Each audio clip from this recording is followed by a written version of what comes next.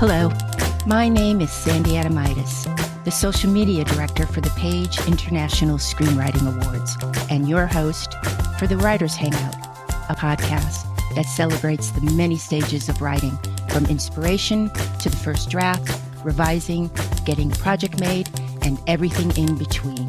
We'll talk to the best and the brightest in the entertainment industry and create a space where you can hang out, learn from the pros, and have fun. Hey writers, it's Sandy. As promised, here is part 2 and the conclusion of The Comic's Daughter with Carrie Freeman. Last week, we discussed Carrie's fascinating younger life, which included murder and the mafia. In this episode, we chatted about Carrie's writing journey and her mentors. If you haven't listened to the previous episode, I recommend you do. Go ahead, hit pause. I'll be here when you get back, I promise. Are they gone? Okay. Quick review for those still here. Carrie Freeman wrote an R-rated coming-of-age story. Her father was a Chicago stand-up, and her whole family became involved in this horrible murder. Carrie is currently writing the screenplay for The Comic's Daughter, and a producer-director is involved. Warning, because of technical difficulties, the show starts mid-conversation. Okay, let's start the show. So your mentor is very famous. I think our listeners are going to recognize his name. It is David Mamet, and he's best known for Glengarry Glen Ross, a play that won him the Pulitzer. My favorite movie was State and Maine that he did because it was a light comedy, and he's not known for light comedy. And he wrote Wag the Dog, which is kind of a famous political comedy. Just a whole stream of credits. So I met him, he was 23, and I would go up to this theater and flirt, and he caught my eye right away because it's really different. And so, I wrangled him actually, and then we dated. We were kind of sweethearts, and I was young, and he was like the first really legitimate boyfriend, and I just couldn't believe how smart he was. And he had a huge influence in my life. So the thing only was about 3 months. And then he went off to finish college, and he was still a roommate with William H. Macy. They go back that far. That was his roommate. And then he just went on to become this big name. Yeah, and he encouraged you to go to college, correct? He is the one who said to me, "What are you going to do with the rest of your life?" And I said, "I don't know." Because I didn't have that kind of upbringing, Sandy. Nobody was like, "Well, let's get you ready for something. What are you going to do?" Right. It just, I was like feral in a way. And when if I thought I could do something, I was told, "Oh, you probably can't. You're too this, you're too that." The only thing I got was, "You're a very nice person, but you don't have what it takes." Did he give you any tips? Later on, because he was very much beginning to write. And it's hilarious to think that I would sit in his bedroom and he'd hand me 3 pages and say, "Hey, I just wrote this for acting class." Can you imagine? I saw this early writing before he even blossomed. So I watched his career throughout his life. I had a kind of a crush on him all those years, like the guy who got away, and then I saw him getting more and more and more famous. I think I wrote him once or twice and he wrote me back. And then he moved to California. Now I'm all grown up, okay? And he moved to California, and he stayed in touch with a lot of the guys, the street guys that were in his movies, and, he brought them along. But one of the guys has a birthday party, and David comes by himself to the birthday party. Hadn't seen him in 18 years. And he was very warm, very engaging, happy to see you, blah, blah. And at that time, he didn't have a lot of contacts in California. He was kind of finding his way, and he had more time. And so I said, "I've got something that I want to write, and I'd love to talk to you about it. Can we have lunch?" So he did. He had lunch. We met for lunch. And the first lunch, I said, "Well, this thing happened, and I want to write it." So I give him like the little shortcut, and he goes, "It's great. You should write it." And I said, "I don't know where to begin." So these are the 3 things he told me that I think are good for any writer. And I really feel, once again, he opened a door for me because what he told me really helped me. So he said, I said to him literally, David, this is just a really interesting bunch of circumstances, but I don't know if there's a story here. He says to me, well, if there were a story there, what would it be? I And love I that. paused and I was like, that's just about the most fantastic thing anybody's ever asked me because it left me with this open ended playground. If there Yep. were a story there, what would it be? So I want to say to everybody, it kind of took me back to when we played, when we played in the Yes. sandbox. He didn't limit Yes. me, he opened it up. So that was one thing he said to me, which was incredibly Excellent. helpful. And he said, when you're telling somebody about this, just act like you're sitting in a bar, having a beer, and you're just telling a guy about this thing that happened. That's all you're doing.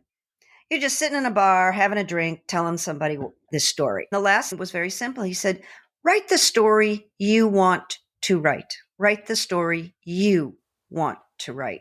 So, he kind of gave me permission in that meeting. But the open ended question, if there were a story there, what would it be? I have to say that I think that was pretty brilliant. It's such a way to just open up your mind, Well, I found the through line through that question. You know, the people that are listening it's very daunting to start a new project. It's Yes. really daunting. Okay. It's like, oh my God. And I just started to keep track of, oh, that could be a chapter. Oh, that could be a chapter. And I just started tracking. Brilliant advice. Thank you, It Mr. was. Mamet. I've always liked the E.B. White quote, a writer who waits for ideal conditions under which to work will die without putting a word on page. What are your writing habits, Carrie?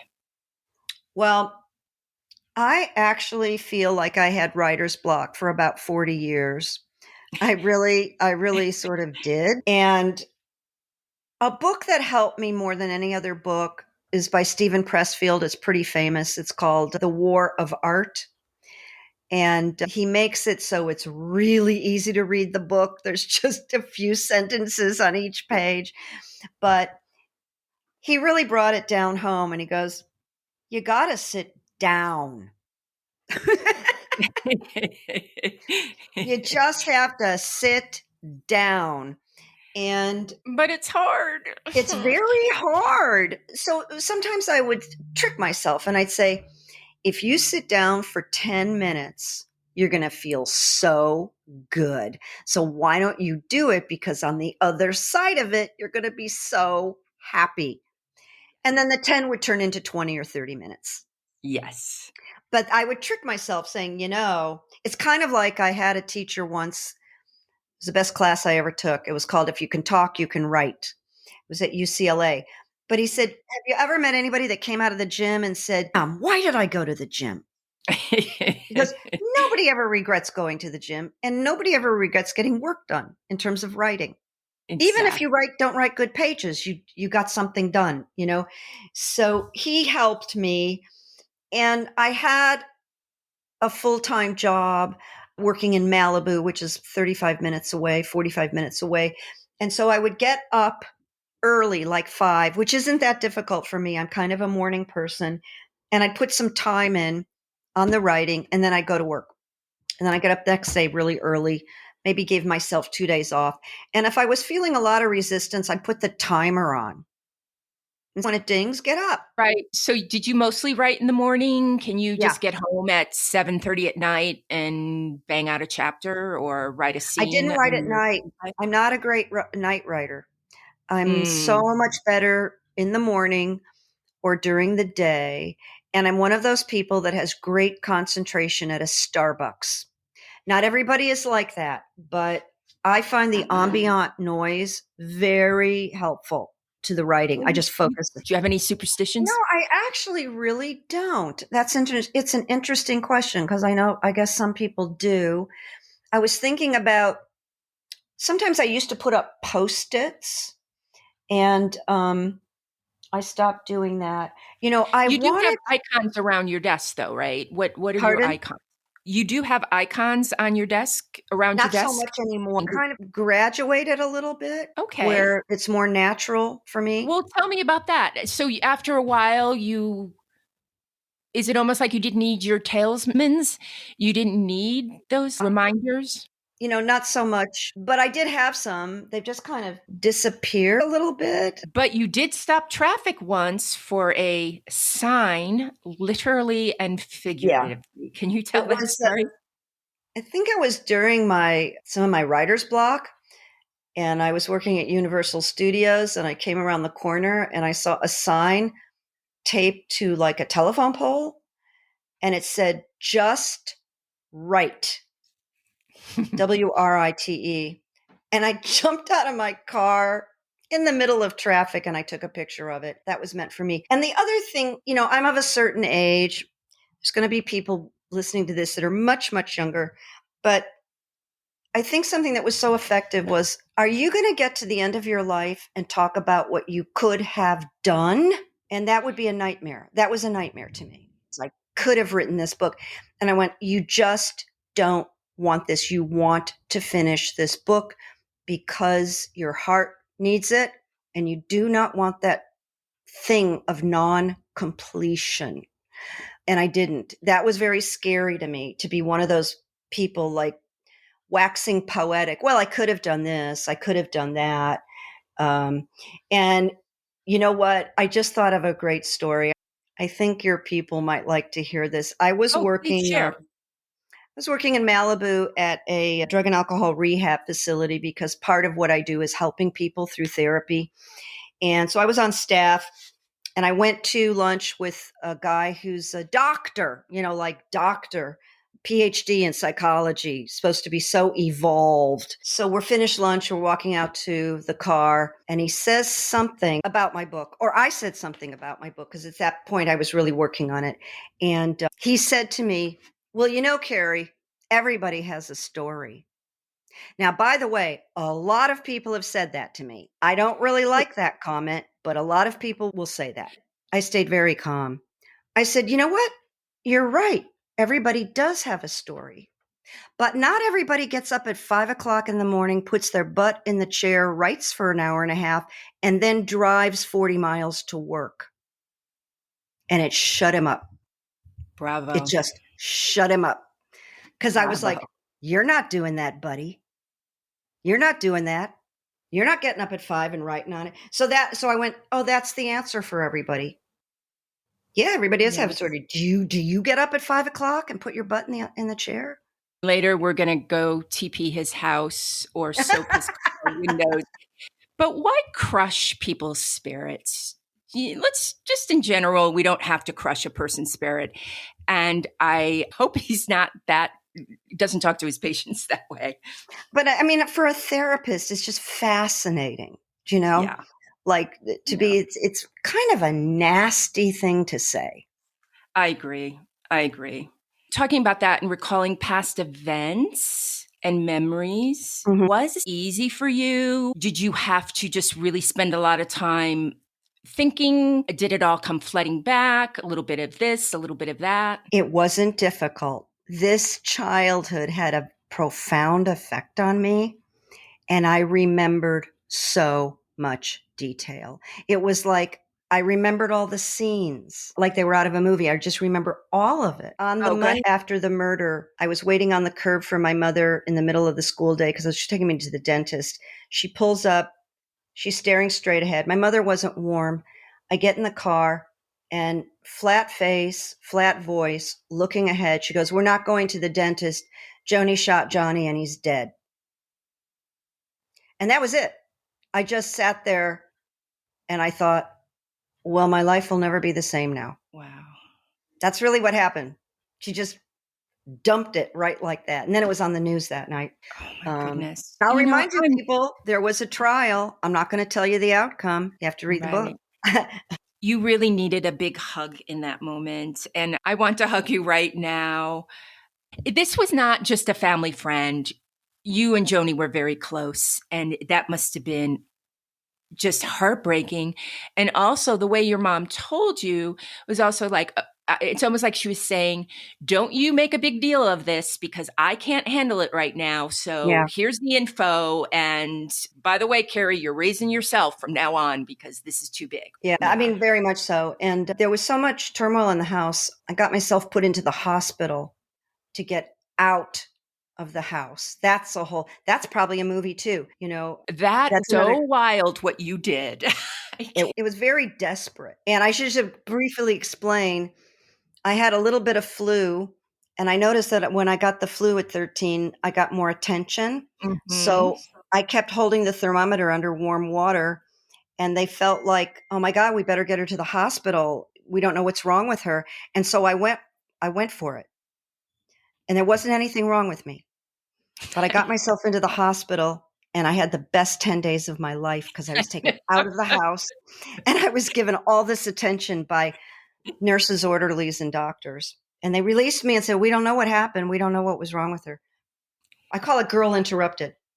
Yes. And Carrie, by that point, you had drawn me in, and I was so in love with this girl interrupted. And I wasn't even mad at you for what you did for 10 days. I was just like, oh, please let her stay longer. I really felt for you. And it comes across in your writing. It was wild to read. And JFK got assassinated while I was in the hospital. And I love that you had become like family there. So the nurses and the orderlies were watching the TV in your room. Yes. Yeah. Yeah. Never mind. Well, well, no, you were older, so you could have I was watched it. 13. Yeah. Yeah, I you was were 13. 13, so you could have watched the coverage. Another thing that I was thinking about where your memory came back so easily because of the type of child that you were, you didn't just kind of walk through life. You were very much like, I'm Loretta Lynn, this door, it's a stage. Mhm. You noticed all the details because you knew at some point you were going to be telling this story, I think. You might be right. I was just soaked it in like a sponge. I knew Yes. none of it was normal. Carrie, would Yeah. you do me and the writers out there a favor? And could you please read the last page of your book? It's entitled Epilogue 3. Epilogue 3, Breaking Bad Curses. And then each chapter has a quote. So this quote is, "Curses are like chickens. They always come home to roost." All right, so here it is, very short. "I discovered an innate built in thing about curses. They beg to be broken. During the writing and researching of this book, I came upon an old Chinese proverb: the curse has a cause. I don't know. I'm still ruminating about the whole thing. If I am afflicted at all, it is probably that I have been cursed with a freakishly good memory, which can be a recipe for nonviolent torture. Cause or no cause. During the time period that I wrote this book, a few curses were broken. In 2005, the Chicago White Sox broke their 86-year curse of Shoeless Joe and won the World Series. In 2006, Julia Dreyfus won an Emmy, breaking the much talked about Seinfeld curse. And while accepting the award, she said, "I'm not one who believes in curses, but curse this." And finally, it won't make any headlines, but it might inspire. In 2015, I broke the Freeman family curse as if it ever really existed. How did I do that? I wrote a book. It only took me 40 years. The end. Carrie, I love that so much. And I want all our writers out there to know even if you have a curse, you can finish your screenplay, you can finish your script, your book, your work in progress, your one woman show. You can do it.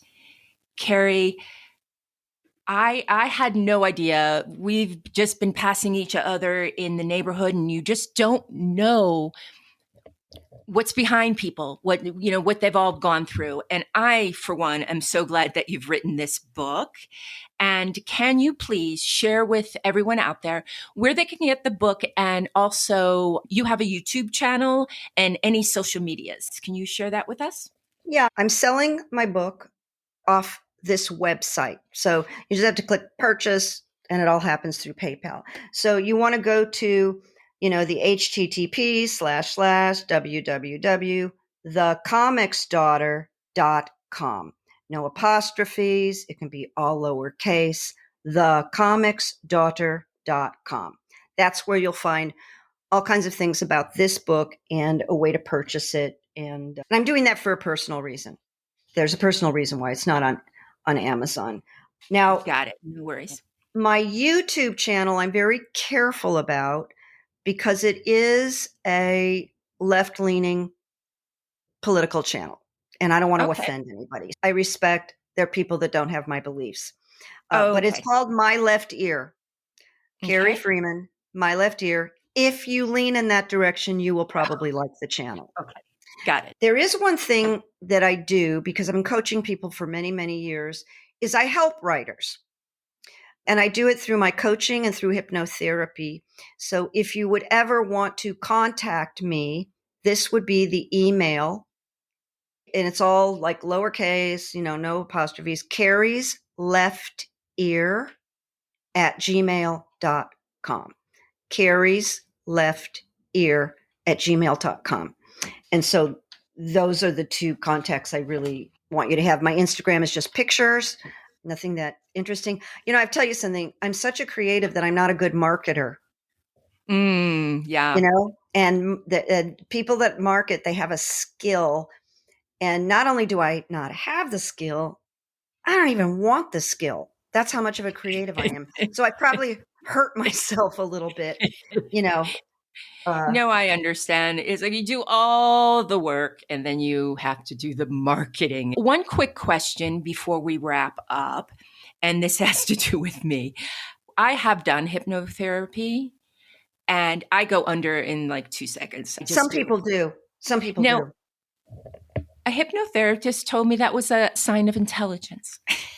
Were they just trying to make me feel good? Well, I see it as a sign of suggestibility. Suggestibility, okay. Means you're receptive. You're receptive. And I think that relates to self-trust and intelligence. There you go. Well, the ones with resistance are doubting and they're questioning and they're watching. But you just come into it like willing. To me, that's a sign of intelligence. I mean, I figure I'm here. I want it to work. Let's go with it. The other people I can work with, but it's not as easy. And you feel people have expectations. Sometimes it just really works beautifully. But I've also had people that, I don't know, the rapport wasn't there. Yes. It happens. They came in to test. And it's not a good idea to come in and test. I'd say if you get in the room with a new hypnotherapist, if you really enjoy talking to them, stay. And if you really don't, go find somebody else. Because it's really about rapport. Do I like this person? Do I feel safe with this person?